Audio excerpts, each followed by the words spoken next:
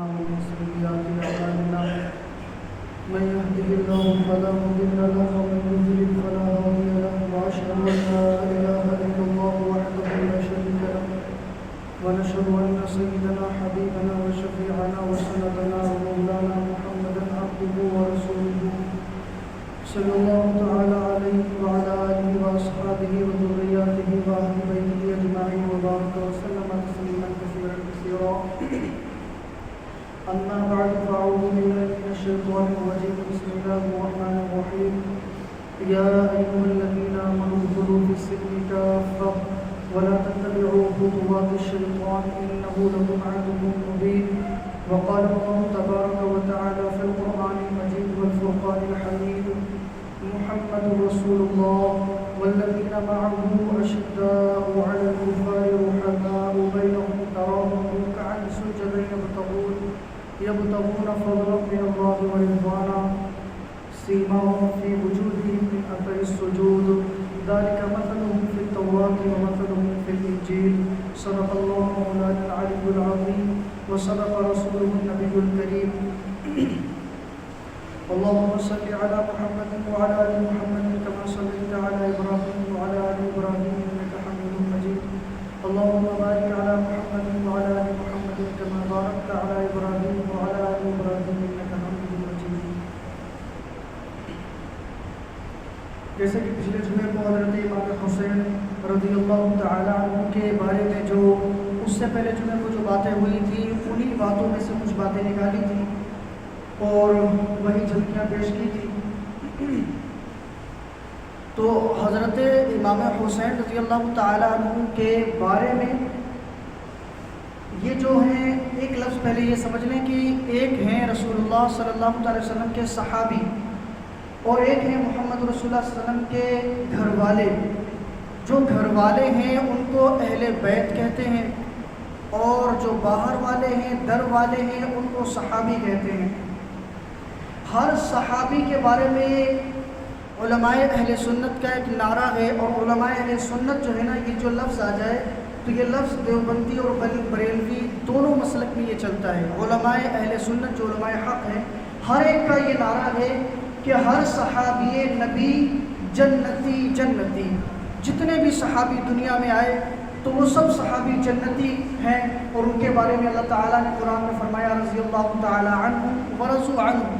اللہ ان سے راضی ہو گیا اور وہ اللہ سے راضی ہو گئے. اور اہل بیت کہتے ہیں رسول اللہ صلی اللہ علیہ وسلم کی بیویوں کو بیٹیوں کو ان کی اولاد ہیں جس میں سب سے خاص طور سے حضرت سیدنا حسن اور حسین رضی اللہ تعالیٰ عنہ ہیں کیونکہ ان کو رسول اللہ صلی اللہ علیہ وسلم نے بہت زیادہ لاڈ اور پیار کیا اس وجہ سے. لیکن چونکہ میں نے کہا تھا پچھلے جمعے کو کہ اس دنیا میں آج بھی بہت سارے لوگ ایسے ہیں جو یوں کہتے ہیں کہ بعض صحابی ہیں تو وہ امام حسین کے جو ہے گستاخ تھے یا ان کے ساتھ جو رویہ تھا وہ اچھا نہیں تھا, حضرت علی کے ساتھ فلاں کا رویہ اچھا نہیں تھا. تو میں نے سوچا اس پہ ایک چھوٹی سی دو چار باتیں کی جائیں. میں آج سے اس جمعے اگلے جمعے اور اگلے جمعے 3 جمعے تک اس پہ بات کروں گا. اس کے بعد پھر ٹاپک چینج ہوگا کہ سب سے پہلے یہ سمجھیں کہ ہم چونکہ میں نے تو کئی دفعہ وہ واقعات سنائے ہیں لیکن عام طور سے اگر یوٹیوب کی دنیا میں اور تمام مواعظ اور خطیب سے آپ سنیں گے تو زیادہ تر کیا ہوتا ہے کہ امام حسین رضی اللہ تعالیٰ عنہ کے جو بچپن کے واقعات ہیں وہ سنائے جاتے ہیں اور بچپن کے واقعات رسول اللہ صلی اللہ علیہ وسلم کی زندگی والے سنائے جاتے ہیں. جیسے رسول اللہ صلی اللہ علیہ وسلم نے ان کے کاندھوں پر اٹھایا اپنے گھوڑا بنے اور رسول اللہ صلی اللہ علیہ وسلم ان کے اوپر وہ بیٹھ کر چلے ہیں. آپ صلی اللہ علیہ وسلم نماز پڑھ رہے ہیں تو وہ پیٹھ کے اوپر ہیں. اس طریقے کے واقعات بہت سارے ہیں جو سنے اور سنائے گئے. اس کے بعد میں زیادہ تر واقعات پھر سنائے جاتے ہیں کہ کربلا کے میدان میں آپ کیسے پہنچے امام حسین رضی اللہ عنہ, پھر وہاں جنگ کس طریقے سے ہوئی, کیسے شہید ہوئی, یہ واقعات ہیں. حضرت امام حسین رضی اللہ تعالیٰ جب شہید ہوئے تو آپ رضی اللہ عنہ کی جو عمر تھی وہ تقریباً 58 سال کی عمر تھی اور 61 ہجری تھی. 58 سال کی عمر ہے. اور رسول اللہ صلی اللہ علیہ وسلم جب دنیا سے رخصت ہوئے تو حضرت امام حسین رضی اللہ عنہ کی جو عمر ہے وہ 6 سال مکمل ہے اور 7 سال کے قریب میں عمر ہے. 7 سال کے قریب میں عمر ہے, 6 سال مکمل ہے, اس طریقے سے عمر ہے. تو 6 سال مان لیجئے 6 سال یہاں ہیں اور پھر 58 سال کی عمر میں وہ واقعہ کربلا پیش آیا. تو یہ جو بیچ کی عمر ہے تو یہ تقریباً 52 سال کی عمر ہے. اب اگر کوئی غور کرے انسان کے آج کے دور میں بڑے بڑے خطیب، بڑے بڑے نامور لوگ جنہوں نے تقریریں کی، خطبات دیے، جنہوں نے کتابیں ان کے بارے میں انہوں نے تو خود لکھی، ان کے بارے میں لوگوں نے دوسروں نے کتابیں لکھی. میں زیادہ دور نہ جاؤں، اسی ہندوستان میں بہت بڑا نام حضرت خواجہ معین الدین چشتی رحمۃ اللہ تعالیٰ علیہ، کتابیں نہیں لکھی گئیں. یہ تو بہت بڑی شخصیت ہیں، ان سے نیچے کے لوگ ہیں ان کے بارے میں کتابیں لکھی گئیں. لیکن غور کریں کہ بڑے بڑے لوگ جن کو مانا گیا ان کی زندگی پوری لکھی گئی. اور امام حسین رضی اللہ تعالیٰ عنہ جو اس پوری امت کے اتنے بڑے امام اور اتنے بڑے جو ہے شخصیت ہیں اور فرد ہیں، ان کی زندگی کے 6 سال ایک طرف ہے، اور پھر ادھر جو ہے 58 سال کی عمر میں واقعہ کربلا ہے، اور 52 سال کی جو عمر ہے وہ کہاں گئی. تو اس 52 سال کی عمر کو ذرا ایک ایک لفظوں میں پیش کروں گا. اور میں نے کہا میں اس سے پہلے بھی یہ واقعہ سنا چکا، لیکن پھر بھی میں اس جو ہے نا 3 جمعے تک اس کو ذرا دوبارہ سے ریپیٹ کروں گا. سب سے پہلے حضرت ابوبکر صدیق رضی اللہ تعالیٰ عنہ، ان کے بارے میں لوگ گمان کرتے ہیں، لوگ سوچتے ہیں اور ان کو غلط سمجھتے ہیں. کب سمجھتے ہیں؟ بہت سارے لوگ یوں کہتے ہیں، اور جو میں پہلے بھی بتا چکا کہ ایک بولا جاتا ہے لفظ دمادم مست کلندر، علی کا پہلا نمبر. تو یہ کیوں بولا جاتا ہے؟ کیونکہ بہت سارے حضرات ہیں جو حضرت ابوبکر صدیق رضی اللہ تعالیٰ عنہ کو پہلا خلیفہ نہیں مانتے. وہ کہتے ہیں کہ حضرت علی رضی اللہ تعالیٰ عنہ پہلے خلیفہ ہیں، ابو بکر پہلے خلیفہ نہیں ہیں. ابو بکر کو وہ دشمن مانتے ہیں علی رضی اللہ تعالیٰ عنہ کا. لوگ سوچتے ہیں کہ حضرت علی رضی اللہ عنہ کا جو حق تھا وہ حضرت ابو بکر نے کھا لیا. یہ تو رسول اللہ صلی اللہ علیہ وسلم کے وہ صحابی ہیں، ان کی 8 دکانیں تھیں ریشم کی، رسول اللہ پر لگا دی. ایک دن ایسا آیا کہ غار حرا کے اندر تھے، جو جسم پر تھا کپڑا جتنا ہٹا سکتے تھے ہٹایا، اور غار کے اندر جو سوراخ بند کر سکتے تھے بند کیے. جب کپڑا نہ بچا تو اپنی جان کی بازی لگائی اور پیر کو وہاں سوراخ میں رکھا جہاں زہریلا سانپ تھا. زہریلے سانپ نے کاٹا بھی، تب بھی رسول اللہ کو ہلنے نہ دیا، اور زاروں قطار جب آنسو گرے ہیں تب رسول اللہ جاگے ہیں. یہ تو وہ شخصیت ہے جب ایک مرتبہ جنگ کا موقع تھا، رسول اللہ نے کہا جس کے پاس جو ہو وہ لے آئے. حضرت ابوبکر صدیق رضی اللہ تعالیٰ عنہ کو لے کر آ گئے. رسول اللہ نے سب سے یوں پوچھا تھا کہ بھائی بتاؤ کہ کیا لے کر آئے ہو، لیکن آقا علیہ السلام نے حضرت ابوبکر سے یوں پوچھا یہ بتاؤ گھر میں چھوڑ کر کیا آئے ہو. حضرت ابوبکر وہ ہیں کہ انہوں نے جواب دیا میں جو کچھ تھا سب لے آیا، گھر میں صرف اللہ اور اس کے رسول کا نام چھوڑ کر آیا. جو شخص سب کچھ قربان کر دے، وہ صرف مسلح کے لیے، وہ صرف خلافت کے لیے کسی کا حق دبا لے، تو ایسا نہیں ہو سکتا. جو رسول اللہ صلی اللہ علیہ وسلم معراج پر گئے، واپس آئے، لوگوں کو بتا رہے میں اس طریقے سے گیا تھا، براق آئی تھی، جبرائیل آئے تھے، یہاں سے وہاں امامت کی، نبیوں کو نماز پڑھائی، آسمانوں پر گیا، جنت دوزخ دیکھی. لوگ مذاق اڑا رہے ہیں، لوگ کھلے اڑا رہے ہیں، لوگ کہہ رہے ہیں یہ عجیب بات ہے.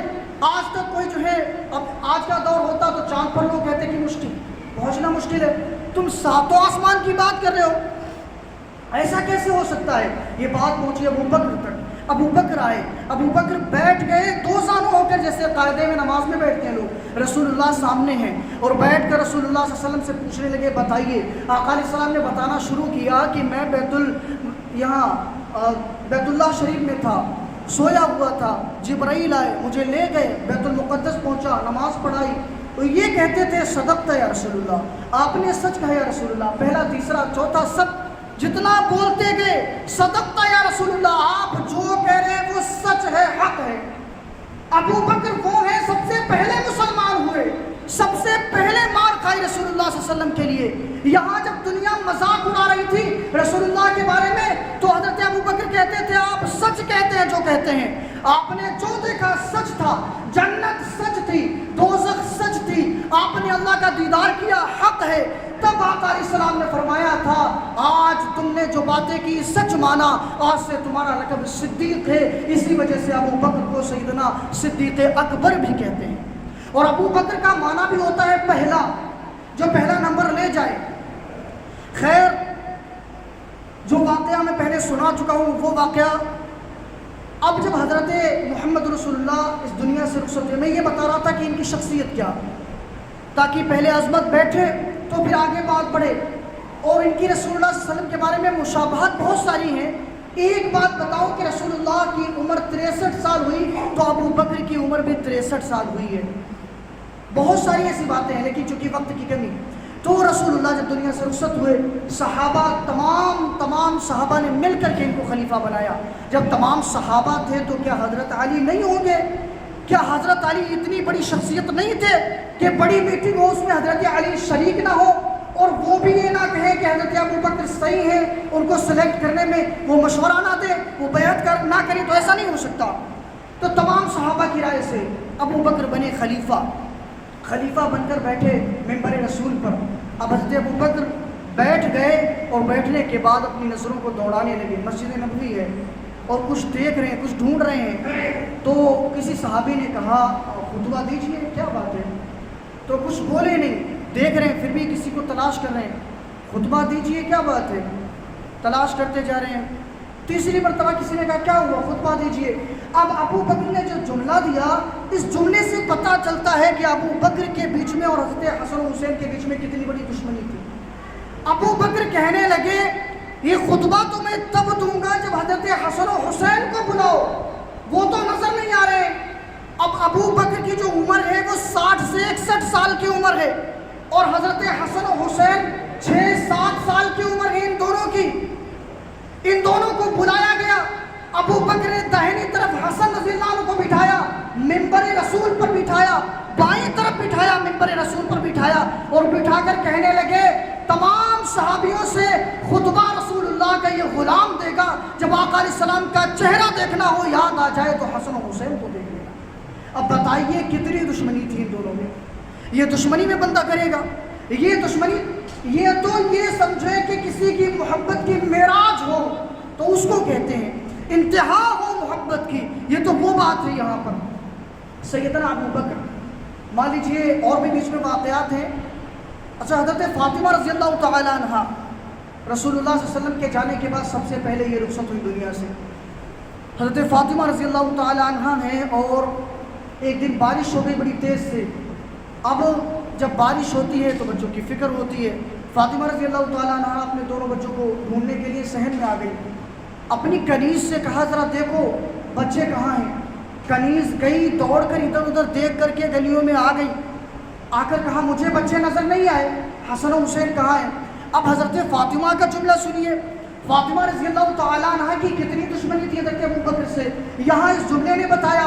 حضرت فاطمہ کہتی اپنی کنیز سے کہتی ہیں کہ سنو، جب بھی حسن و حسین تمہیں نظر نہ آئے تو گلیوں میں تلاش مت کرنا، ادھر ادھر مت ڈھونڈنا۔ اگر حضرت حسن و حسین ہمارے گھر میں نہیں ہوں گے تو صرف ابو بکر کے گھر میں ہوں گے۔ یہ حضرت فاطمہ کا جملہ ہے، ابو بکر کے گھر میں ہوں گے۔ اب ایک اور بات سن لیجئے، وہ رسول اللہ صلی اللہ علیہ وسلم کے جانے کے بعد حضرت ابو بکر کی محبت کی ایک جھلکی میں نے دکھائی کہ کیسے ممبر پر بٹھایا، حضرت فاطمہ کی کیسے ایک جھلکی دکھائی کہ کیسے جملہ فرمایا۔ اور دیکھیے حضرت علی کرم اللہ وجہہ الکریم یہ کیا کرتے ہیں، کتنی دشمنی تھی ان دونوں میں۔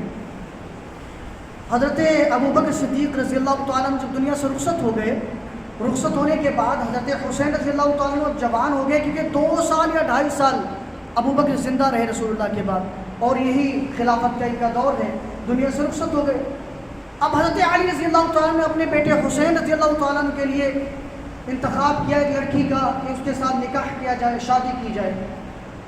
شادی کس کے ساتھ ہوئی؟ نام ہے تقریباً قریبۃ الصغریٰ، نام تقریباً ہو سکتا ہے تھوڑا بہت ادھر ادھر ہو جائے، قریبۃ الصغریٰ نام ہے حضرت حسین رضی اللہ تعالیٰ عنہ کی بیوی کا نام۔ ان کے ساتھ شادی ہوئی ہے، نکاح ہوا ہے۔ اب حضرت حسین کی جو یہ بیوی ہیں، یہ بیٹی کس کی ہے؟ یہ بیٹی ہیں حضرت عبد الرحمن رضی اللہ تعالیٰ عنہ کی۔ عبد الرحمن بیٹے کس کے ہیں؟ عبد الرحمن بیٹے ہیں حضرت ابو بکر کے۔ جو حضرت حسین کی بیوی ہے وہ ابو بکر رضی اللہ تعالیٰ عنہ کی پوتی ہے، اور یہ رشتہ کس کے مشورے سے ہوا؟ حضرت علی رضی اللہ تعالیٰ عنہ کے مشورے سے ہوا، کیونکہ حضرت حسین علی کے بیٹے ہیں، تو جب بیٹے ہیں تو ظاہر بات ہے باپ ہی تو طے کرے گا رشتہ۔ حضرت علی نے رشتہ طے کیا۔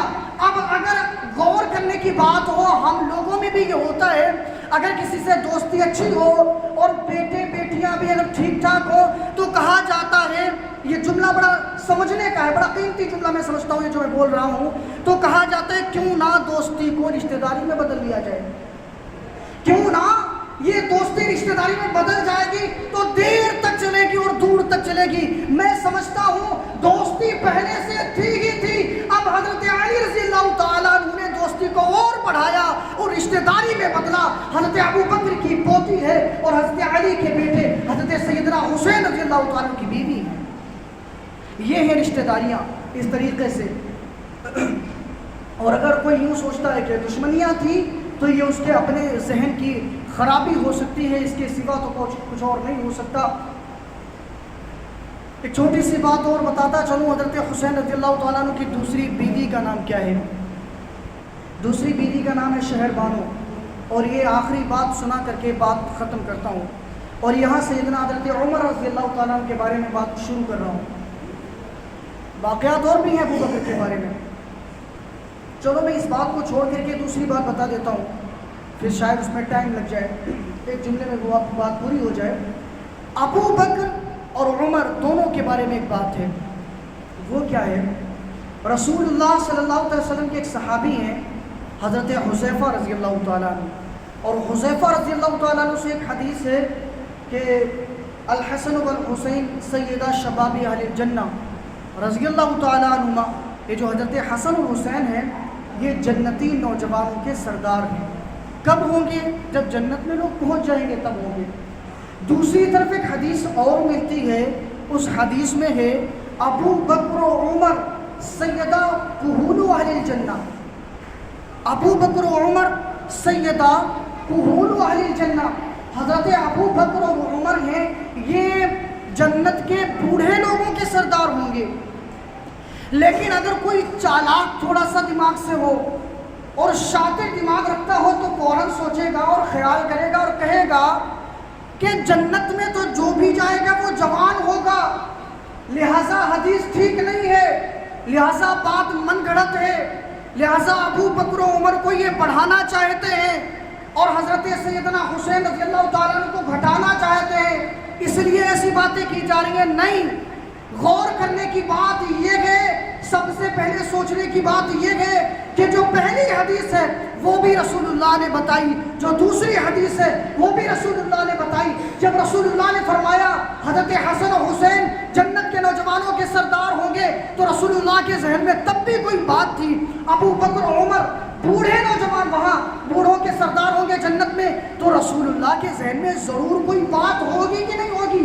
یہ رسول اللہ نے فرمایا ہے، یوں ہی تو نہیں فرمایا۔ تو اس کا خلاصہ کیا ہے؟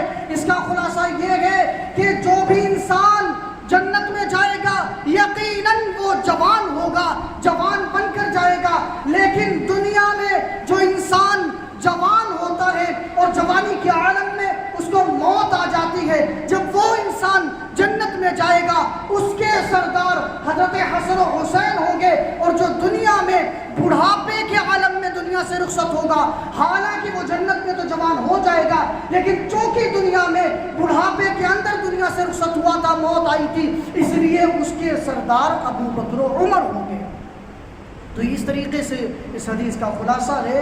تو لہٰذا ان تمام لوگوں میں کوئی دشمنی نہیں تھی۔ میں نے جیسے کہ پہلے شروع میں کہا، جو نعرہ علماء اہل سنت اہل حق کا ہے وہ نعرہ یہ ہے، ہر صحابی نبی جنتی جنتی۔ کسی بھی صحابی کے بارے میں انگلی اٹھانا، اپنے ایمان پر آرا چلانا، یہ دونوں باتیں برابر ہیں۔ اپنے ایمان کو ختم نہ کریں، خطرے میں نہ ڈالیں۔ کبھی کسی سے اگر کوئی بات سنائی دے تو اس کو اگنور کریں، کسی سمجھدار سے جاننے والے سے پوچھیں۔ اور جیسے کہ شروع میں ایک بات اور کہہ چکا کہ دمادم مست کلندر ابو بکر کا پہلا نمبر ہے یہاں خلافت کا، چونکہ ہاں جو لوگ کہتے ہیں، ہم کہہ سکتے ہیں کہ حضرت علی رضی اللہ تعالیٰ عنہ کچھ فضائل ایسے ہیں کہ وہ حضرت ابو بکر سے بھی اوپر ہیں، کبھی حضرت عمر سے بھی اونچے ہیں، کبھی عثمان غنی سے بھی اونچے ہیں، لیکن خلیفہ پہلے ابو بکر ہیں، اسی لیے ان کے بارے میں کہا جاتا ہے خلیفہ بلا فصل ابو بکر رضی اللہ تعالیٰ عنہ ہے۔ تو تمام جو اہل بیت ہیں وہ بھی ہمارے سر کا تاج ہیں، اور تمام صحابی بھی ہمارے سر کا تاج ہیں، اور ہم تمام لوگوں کا عقیدہ یہی ہے اور ہونا چاہیے کہ یہ دونوں راہ راست پر ہیں، کیونکہ ایک رسول اللہ کے گھر والے ہیں، ایک رسول اللہ کے در والے ہیں، دونوں کی تربیت رسول اللہ صلی اللہ علیہ وسلم کی نگرانی میں ہوئی ہے۔ کسی پر انگلی اٹھائیں گے تو ہماری انگلی کہاں جائے گی؟ کہ ان کی نگراں کے اوپر جائے گی، کہ ان کے نگراں نے شاید ان کی دیکھ بھال صحیح نہ کی ہو۔ تو استغفر اللہ، تمام باتوں سے بچیں گے۔ اللہ ان تمام باتوں کو سمجھنے کے عمل کی توفیق عطا فرمائے۔ وآخر دعوانا ان الحمد للہ رب العالمین۔